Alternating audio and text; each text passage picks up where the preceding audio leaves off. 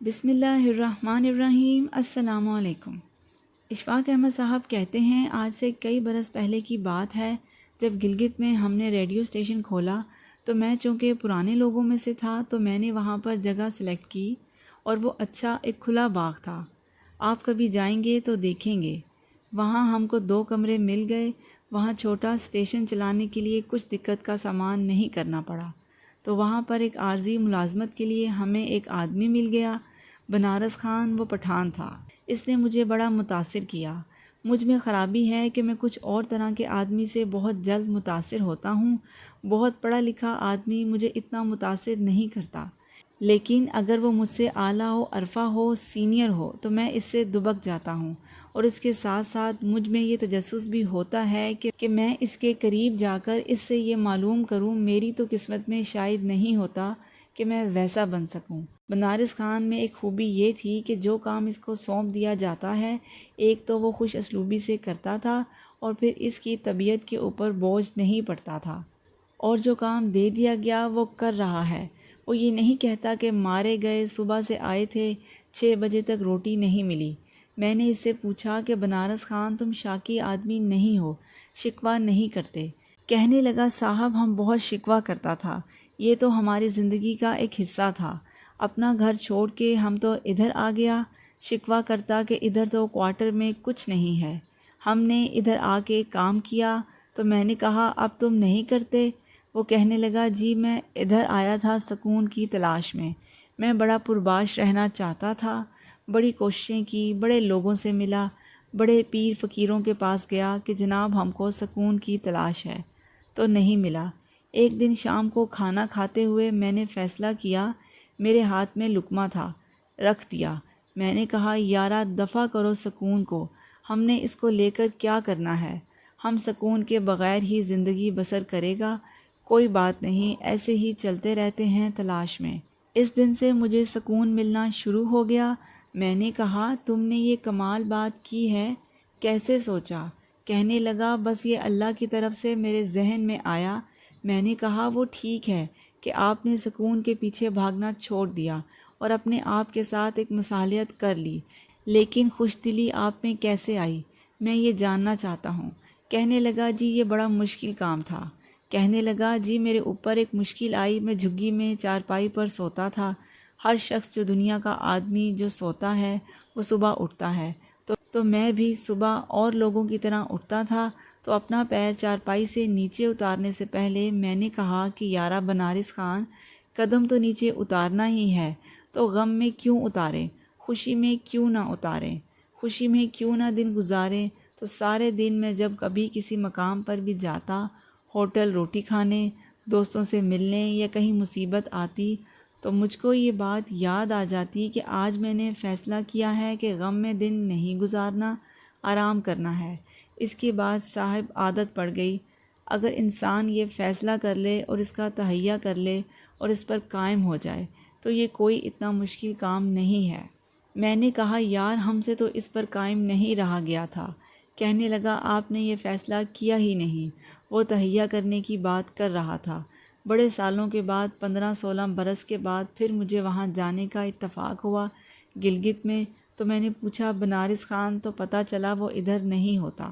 میں نے کہا نہیں وہ یہیں پر ہے، ہمارا وہ تو بڑا استاد ہے، گرو ہے، ہمارا پیر ہے، میں اس سے ضرور ملوں گا۔ کہنے لگے ہے تو ادھر ہی، لیکن اب وہ کام نہیں کر سکتا۔ میں نے کہا ہم کو اس کے ڈیرے پر لے جاؤ، ہم جائیں گے۔ تو میں اس کی خدمت میں حاضر ہوا۔ جھگی میں تھا لیکن بڑا معذور تھا اور تکلیف میں تھا۔ اس کو گاؤٹ ہو گیا تھا، گنٹھیا جسے کہتے ہیں، اور وہ جڑا ہوا تھا اور چارپائی پہ بیٹھا تھا، جو مجھ کو دیکھ کر بہت خوش ہوا۔ میں نے کہا بنارس خان کیسی طبیعت ہے؟ کہنے لگا اللہ کا بڑا شکر ہے۔ میں نے کہا سنا ہے بیمار ہو گیا؟ کہنے لگا ہاں صاحب مجھے گنٹھیا ہو گیا اور میں چل پھر نہیں سکتا آسانی کے ساتھ۔ تو میں نے کہا تم شکریہ ادا کرتے ہو؟ کہنے لگا ہاں بڑا شکر کرتا ہوں۔ میں نے کہا کیوں شکر ادا کرتے ہو؟ کہنے لگا صاحب اس لیے کہ میرے گھٹنے تو قائم ہیں، اگر میرے گھٹنے نہ ہوتے تو گھنٹیا کہاں ہوتا؟ پھر تو یہ اللہ کی بڑی مہربانی ہے کہ میرے پاس گھٹنا ہے، صاحب اگر نہ ہوتا، کہیں کٹ کٹا جاتا تو پھر مجھے گنٹھیا کہاں سے ہوتا۔ تو میں اللہ کا بڑا شکر گزار ہوں، اس نے مہربانی فرمائی ہے۔ یہ ساری باتیں سننے کے باوجود، سمجھنے کے باوجود ہم ان باتوں کو اپنے حال کا حصہ نہیں بناتے۔ ہمارے بابا کہا کرتے تھے کہ وہ مومن جو ماضی کی یاد میں مبتلا نہ ہو اور مستقبل سے خوفزدہ نہ ہو، اس کو صاحب حال کہتے ہیں، کہ جو حال اس کو عطا کیا گیا ہے اس کے مطابق زندگی بسر کرے اور خوش و خرم بڑی چاہت کے ساتھ بسر کرے، اور جب تک اس کو اس کا تحفہ دیا گیا ہے اس کو ساتھ لے کر چلے۔ لیکن بدقسمتی سے ہمارے پاس اس قسم کا زمانہ آ گیا ہے جو خود تو ناسازگار نہیں ہے، اس نے ہماری سوچ کو، ہمارے رویے کو بہت ساری ناسازگاری میں تبدیل کر کے رکھ دیا ہے۔ اور میں یہ سمجھتا ہوں زندگی کے اس حصے میں پہنچ کر جب تک اللہ کا ساتھ نہ ہو اور اللہ کو اس طرح سے نہ مانا جائے جس طرح سے ماننے کا حق ہے، صرف کتاب کے طور پر نہیں بلکہ عملی طور پر اختیار کرنا ہے۔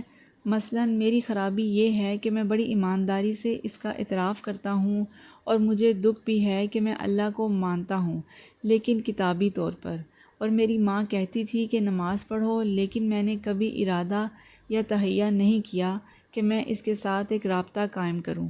ہمارے بابا کہتے ہیں لفظ خدا خدا نہیں ہے، خدا تو اور ہے نا، جو لکھا ہوا ہوتا ہے یا جو ہم گانا گاتے ہیں، ٹی وی پر خدا کا نام لیتے ہیں، وہ ایک اور چیز ہوتی ہے، اور اس کا تجربہ ہونا، اس کا زندگی کے اندر سے گزرنے کا لطف کچھ اور ہی ہے۔ اور میں یہ بات آپ کو اس لیے گارنٹی سے کہہ سکتا ہوں کہ آپ لوگوں سے بہت سے لوگ ہیں جو اونچے مقام پر ہوں گے، میں ایسے بندوں سے ملا ہوں اور میں ان کا تجربہ اور مشاہدہ اور مطالعہ کر رہا ہوں، اور وہ بڑے لوگ ہیں۔ یہ وہی لوگ ہوتے ہیں جن کے پاس جھگی میں بادشاہ جوتے اتار کر جانے کو سعادت تصور کرتے ہیں، یعنی کیا کمال ہوتا ہے۔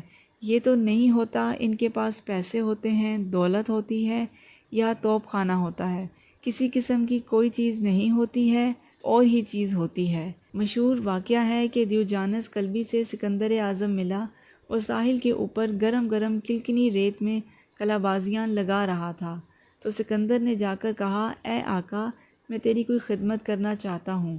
اس نے کہا، تم میری خدمت کیا کرو گے، دھوپ چھوڑ کے کھڑے ہو جاؤ۔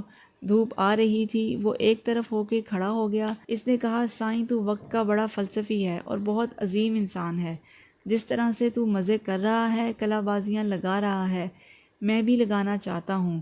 تو اس نے کہا، تو بڑا نالائق آدمی ہے، کپڑے اتار اور کلا بازیاں لگانی شروع کر دے، اتنا بڑا ساحل پڑا ہے، یہ تو مجھ سے کیا باتیں کر رہا ہے۔ تو سکندر نے کہا، میں معافی چاہتا ہوں، میں سکندر اعظم ہوں، مقدونیہ کا شہنشاہ۔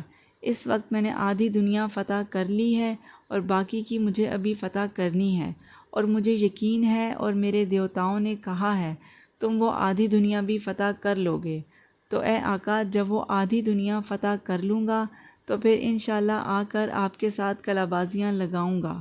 تو اس نے کہا، تم کیسے بد نصیب ہو، میں آدھی دنیا فتح کیے بغیر کلا بازیاں لگا رہا ہوں، تو جائے گا، آدھی دنیا فتح کر کے آئے گا، پھر ایسا کرے گا۔ تو خواتین و حضرات، یہ اتنا مشکل کام نہیں ہے کہ جتنا نظر آتا ہے۔ اللہ آپ کو آسانیاں عطا فرمائے اور آسانیاں تقسیم کرنے کا شرف عطا فرمائے۔ آپ کا بہت بہت شکریہ۔ آپ سب میری ویڈیو دیکھتے ہیں، سنتے ہیں اور سمجھتے ہیں، پسند کرتے ہیں، شیئر کرتے ہیں، اور میرے چینل کو سبسکرائب کر کے مجھے موٹیویٹ کرتے ہیں۔ جزاک اللہ۔